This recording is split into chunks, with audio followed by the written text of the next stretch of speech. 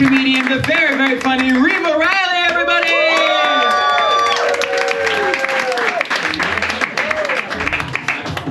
Well, hey everyone, thanks so much for coming out tonight.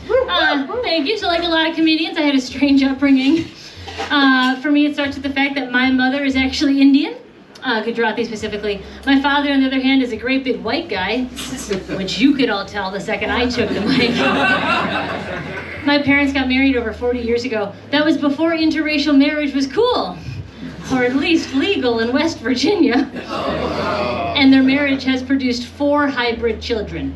So my siblings come in a rainbow of colors. They're all very beautiful, and they all look appropriately mixed race. They're what white people mean when they say exotic. And then there's me. I look like a hardy medieval peasant girl.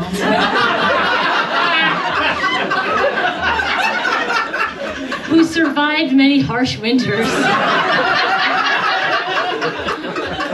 Genetics is a lottery, and I lost. And despite the existence of, mirrors, I didn't realize I looked like this for a really long time.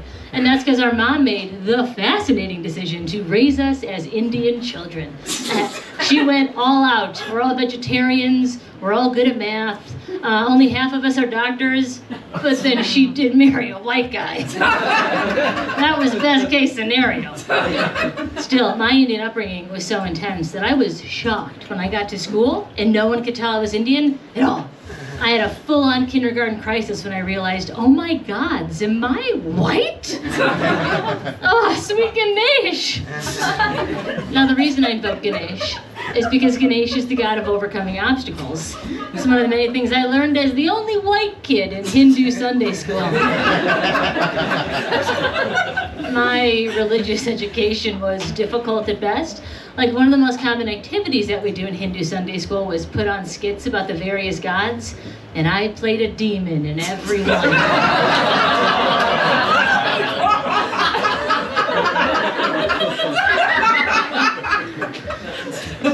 I recently asked my white Irish dad, Dad, why did you let Mom bring us to Hindu Sunday school? And he was like, listen, you kids could have been raised Catholic, so as far as I'm concerned, you're welcome. My white dad is actually here with us tonight.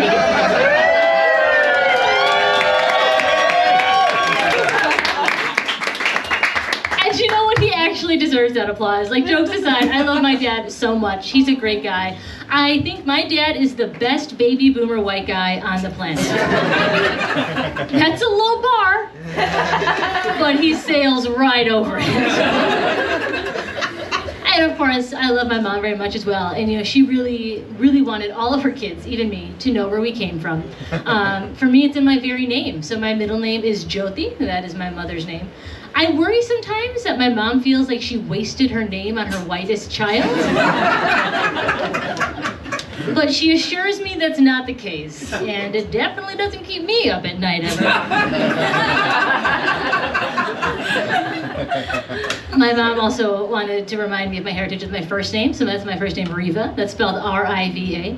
My mother always knew she wanted to name her firstborn daughter this, because, in her words, it was a white person-friendly version of a traditionally Indian name.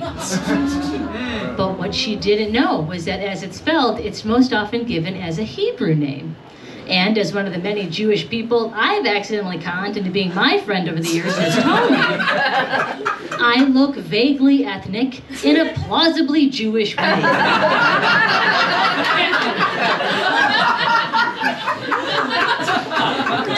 It's confusing feedback, right? Also, recently been informed that my liking of long skirts means I've been accidentally cosplaying as an Orthodox Jew.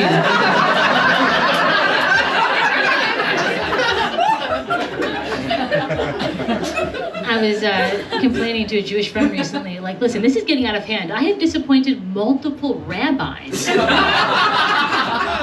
And she said, haven't we all? My best friend, since I was a little kid, is Jewish. She's got 2 little kids herself now. And she recently sat me down and asked me if she died, would I make sure her kids were raised Jewish?